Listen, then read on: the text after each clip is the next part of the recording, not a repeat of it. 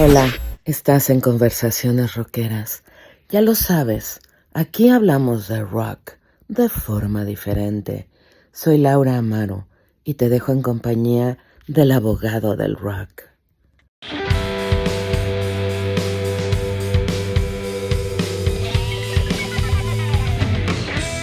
Buenos días, buenas noches, dependiendo del lugar donde tú nos veas, perdón, en el hogar donde siempre nos ves. Bienvenidos a Conversaciones Rockeras, gracias por el apoyo. Y hoy tengo el honor de tener al buen Raúl Ulloa, que lo tengo aquí nuevamente de regreso en el canal. Gracias por aceptar la invitación. Y Raúl, pues platícanos, después de que te presentes y saludes a la gente, ¿cuál es el tema del programa del día de hoy?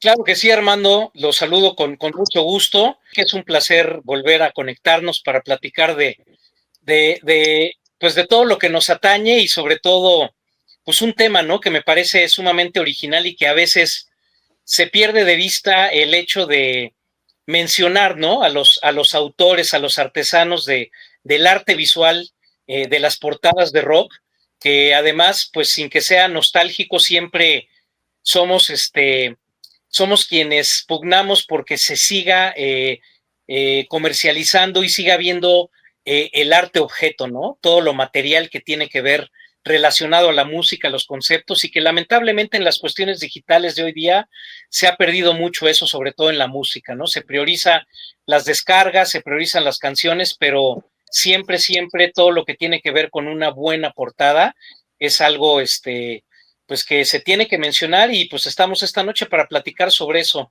Nada más voy a decir que Rush siempre cuidó sus portadas, era un arte muy especial. Sí, totalmente, estoy de acuerdo, y sabes que Neil Peart lo define muy bien porque él fue el que propone esta idea. Hugh Syme de repente se acercaba mucho a él también para las propuestas de arte visual, y ellos estaban viviendo un momento caótico con el entorno musical, por eso también la canción de Spirit of the Radio, ¿no? Que habla mucho de no perder esa cuestión de prender el radio y que la música siga siendo orgánica. Entonces, dentro de ese caos que era todo el rollo de la tormenta y del huracán, la chava era la imagen de la belleza, y la belleza era lo que al final termina siendo la música, ¿no? Y ellos estuvieron muy satisfechos con ese disco, con todas las canciones, que además fue un disco de transición. Venían del Hemispheres, que era el clímax de la etapa progresiva de ellos, ¿no? Entonces se vuelven con canciones un poquito más cortas, un poco más comerciales en cierto sentido, sin perder esa esencia también de lo progresivo, con Natural Science, con Jacob's Leather, en fin.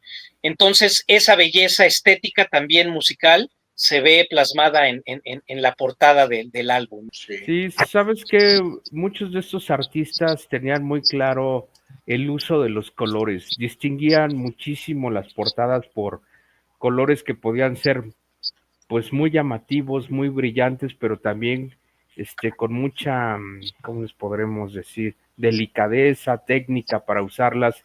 Por ejemplo, en el caso de Rush, yo recuerdo mucho la portada de Grace Under Pressure, se me hace una de las portadas más bonitas de Rush, y el Sí, fondo claro. es blanco y es preciosa esa portada. Es muy difícil sacar una portada blanca que realmente sea tan atractiva. Claro, por los colores, y además hace como con aerógrafo ciertas tonalidades, porque está muy, es una pintura muy, hay mucha difusión de color ahí, y de Sí. verdad es maravillosa, es una portada muy padre. Se me hace muy importante que las nuevas generaciones también valoren el arte objeto, y se sigan comprando los discos físicos, porque esto jamás te lo va a dar ninguna descarga digital, ni por mucho que lo veas en tu teléfono, en tu tableta. El hecho de que abras un digipack de pasta dura y ver todas estas imágenes y leas los contenidos, eso es insuperable. Así pasen otros 20, 30 años de avances tecnológicos, ¿no? Entonces, sí, claro. Oye, Uriah Heep tiene un disco que la portada la hizo Roger Dean, ¿no? Del 72, un disco que a lo mejor conoces que se llama El cumpleaños del mago. sí, The Magician's Magician. Uh-huh. Y pues esa es una portada espectacular, o sea, psicodélica, es como que un sueño, un alucine. Totalmente, así es. Y algo que vale la pena mencionar es que Roger Dean lo dijo, él nunca estuvo haciendo este arte bajo la influencia de ninguna droga ni nada, cuando parecería todo lo contrario, ¿no? Que se metió para hacer todo eso, ¿no? Entonces, tal cual. Es un tipo con mucho ingenio. Y además cada uno de nosotros al ver todo este tipo de arte, pues tú haces también en tu imaginario tu propia historia, ¿no? Sí, claro. Escuchas la música y te imaginas tú inmerso ahí en la portada y por qué fue y por qué sucedió, y ese tipo de interpretaciones personales yo creo que todavía son más, más importantes, más trascendentes, y pues es hacer su propia película, ¿no? Entonces eso está muy padre. Siempre ha habido un debate entre cuál le parece a la gente el disco más importante rock progresivo, el más influyente, y siempre aparecen en el top el 21st Schizoid Man de King Crimson. King Crimson, que bueno, esa es la rola emblemática, pero realmente se llama In the Court of the Crimson King. Sí. Y el Close to the Edge de Yes. Sí. Entonces, siempre hay ese debate de cuál es el disco más importante de progresivo, y pues entre esos dos siempre está. Y también la portada de Fragile, que es el antecesor, es el mundo ese que está flotando, me parece extraordinario, ¿no? Sí. Raúl, ¿y quién más está en el menú? Pues tenemos otro contemporáneo y que además también inglés, que él nace en Hertfordshire en 1944, fíjate, es del mismo año de Roger Dean, y pues obviamente es Storm Thorgerson, que es la mitad de Hipnosis, porque recordemos que la otra mitad era de Aubrey Powell, y entre ellos dos hicieron pues también una de las riquezas y de los acervos más importantes para la música con su proyecto de Hipnosis. Sabemos que tienen su particular apego total a Pink Floyd, como Hugh Syme lo es a Rush, Thorgerson es a Floyd, pero también hicieron portadas emblemáticas de Black Sabbath, de Brand X, hablando de jazz, incluso ya hablando de lo más moderno, portadas de Mars Volta las hace Thorgerson, incluso de Anthrax en el Stomp 44 la portada es de él, esa bola que es como de basura de Anthrax, son de Stone Thorgerson. Con Dream Theater también hicieron, a petición de Portnoy, uno de los discos justo con el diseño de él. Entonces es un tipo que él supo hacer todavía lo orgánico de una manera más realista, ¿no? Y eso me parece sensacional. Por ejemplo, aquí tengo esta reedición de él, A Momentary Lapse of Reason, que es reciente, es la portada de las camas en la playa, que además también es una historia espectacular porque toda la cantidad fueron 785 camas las que se emplearon para esta portada, y además los recursos que se usaron fueron increíbles. Y esta edición, que es la remasterización también de aniversario, trae un cuaderno con arte visual adicional y las explicaciones también exquisitas, ¿no? Y trae una serie de calcomanías y de cosas para el coleccionista que valen mucho la pena. Entonces, hablar de Hipnosis y de Thorgerson, pues yo creo que es también el top y el clímax del arte visual contemporáneo de primer nivel. Te iba a mostrar una portada de Jethro Tull, pero no la hizo él, la hizo otro artista, pero se me hace una portada fantástica esta. Maravillosa también. Y la contraportada, pues también preciosa. Oye, tengo entendido que, ¿cómo se llama este álbum de Zeppelin? En donde está la familia en la mesa, que fue el último que sacaron de estudio, Presence, esa también es de él. Sí, efectivamente. Y hay una cuestión muy interesante. Sabemos que lo que le llaman el objeto, que es esa figura que se volvió icónica, esa figura, el obelisco, esa figura, Thorgerson tuvo mucho que ver en la injerencia para el diseño y para hacer ese misticismo de la pieza esa, ¿no? ¿Y esta será su portada más famosa? Pues sí, porque el disco en sí es el más famoso de Pink Floyd, ¿no? Sí. Sí, bueno, pues esta edición está muy maltratada, pero bueno, sabemos que es emblemática para él. Rainbow tenía portadas, como le dicen ahora, muy disruptivas. Por ejemplo, esta. Ah, claro, sí.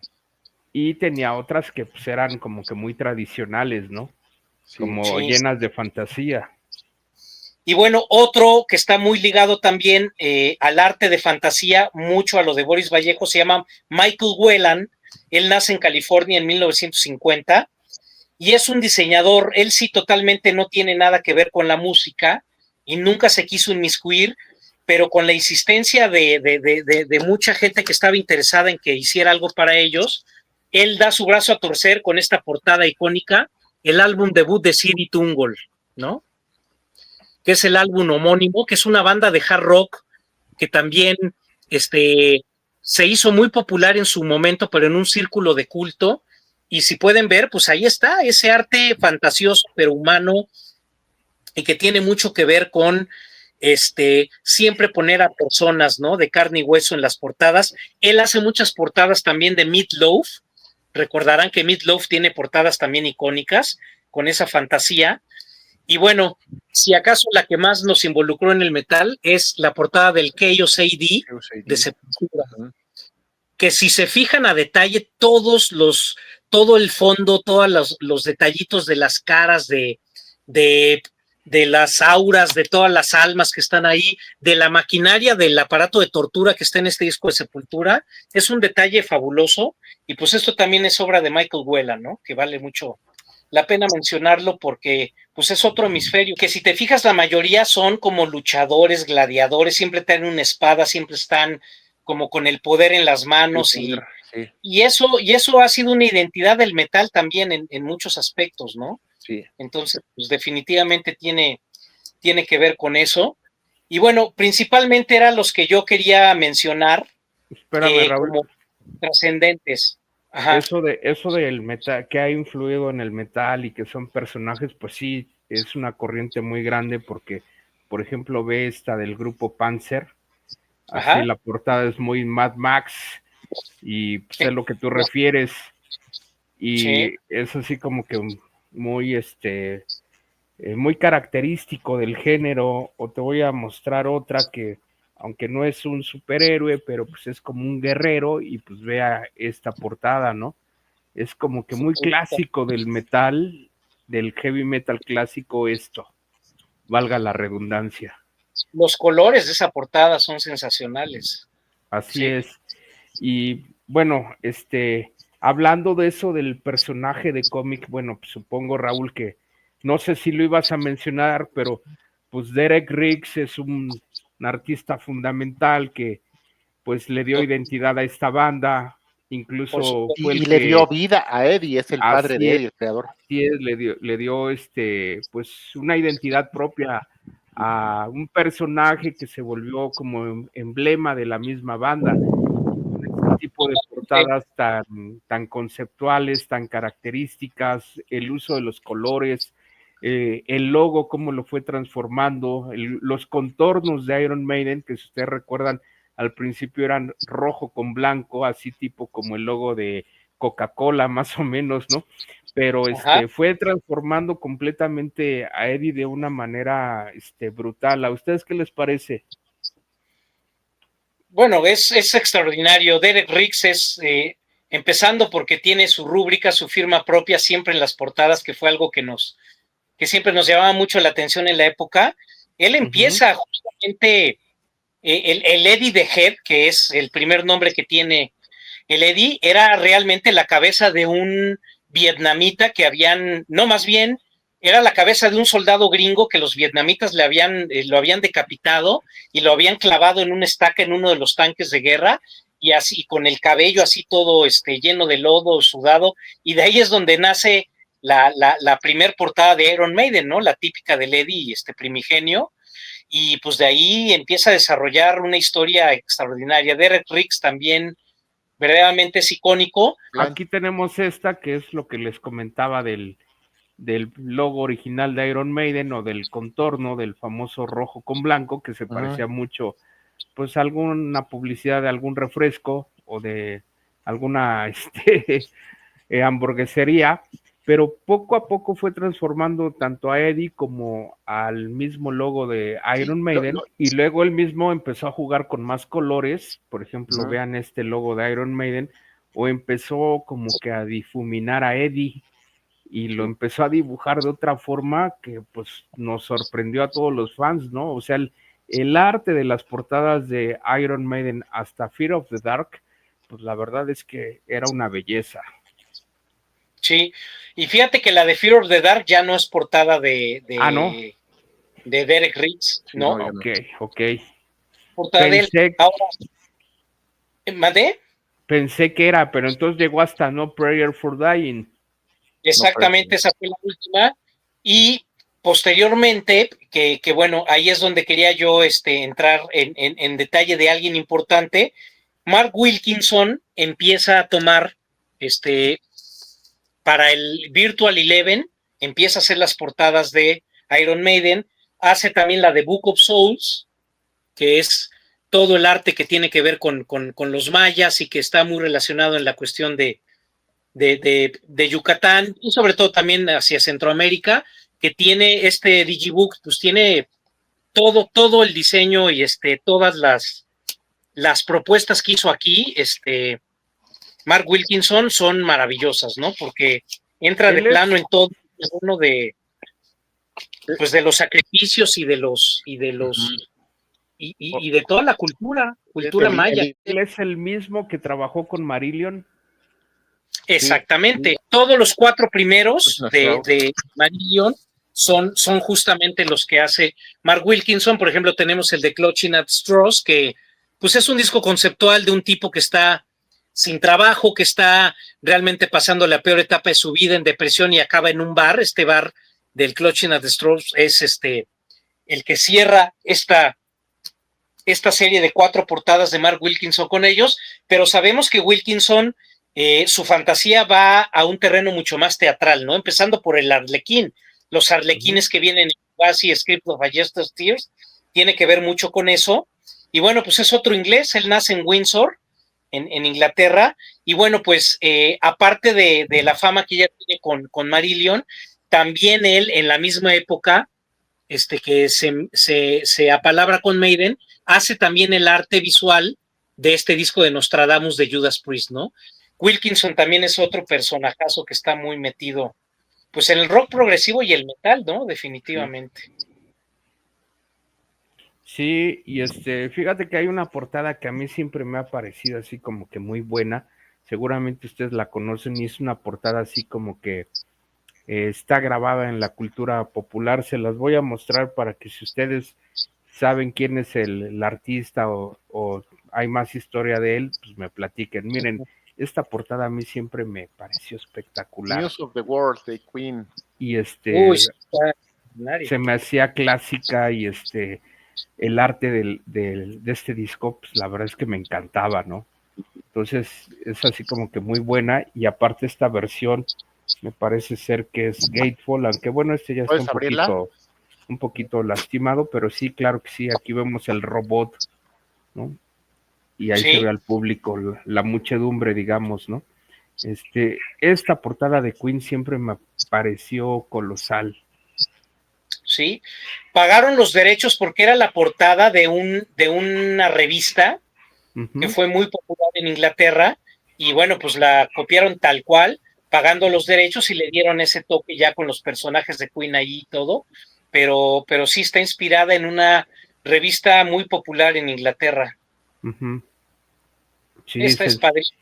Sensacional portada, es que hay una gran diversidad de artistas que manifiestan su trabajo y eso le da otro contexto a muchas bandas, las lleva a otro nivel. Totalmente, ¿no? Y bueno, si están de acuerdo, me gustaría hacer unas menciones muy breves y para no extendernos más, pues gentes que fueron importantes de antes y todavía vigentes hoy. Por ejemplo, hablando de temas del thrash metal y de la música más underground, hubo un artista, bueno, está vivo, pero ya no se dedica a eso, Pushhead, que además fue muy famoso por las portadas que podíamos conseguir en playeras. Él fue el que hizo mucho arte de Metallica, pero además era un diseñador que esto se llevó a las patinetas y a todo ese arte callejero con bandas como Suicidal Tendencies.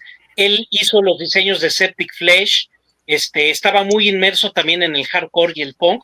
Por ejemplo, aquí en el Unjustice for All es el que hace este diseño de el martillo, de Justicia con las caras de ellos 4, y siempre fue un artista también con una intención de hacer las caras humanas, pero desde ese entorno pues mucho más agresivo, más callejero, más trashero, por así decirlo. Uh-huh. Entonces Pushhead como gringo pues tenía mucho aporte en esa época también, ¿no? Definitivamente. También creo que diseñó algunas portadas de giras de Metallica, ¿no? Bueno, playeras de Metallica. Playeras, hay los sencillos, los singles, el de Damage Incorporated, todos esos que fueron playeras al final, son diseñadas, ¿no? Y es un tipo, interesante. Luego tenemos, no podemos dejar de mencionar a Giger, ¿no? H.R. Giger, que es un suizo que estudió arquitectura industrial, era un tipo muy ensimismado en las máquinas, en las cuestiones muy sintéticas, pero muy simétricas a la vez, y evidentemente un artista muy oscuro, ¿no? Él trabajó principalmente con Celtic Frost. El arte de Celtic Frost en las portadas es fabuloso. Hace portadas para Emerson, Lake and Palmer también. Y bueno, pues una de sus portadas más famosas en el underground del metal extremo es esta de Carcass, ¿no?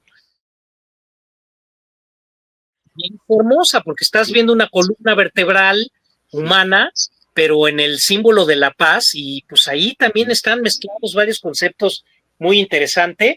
Otros dos artistas muy importantes que son contemporáneos y que además han hecho cosas maravillosas, y uno es Alex Gray, que pues es el creador de la Capilla de los Espejos en Nueva York.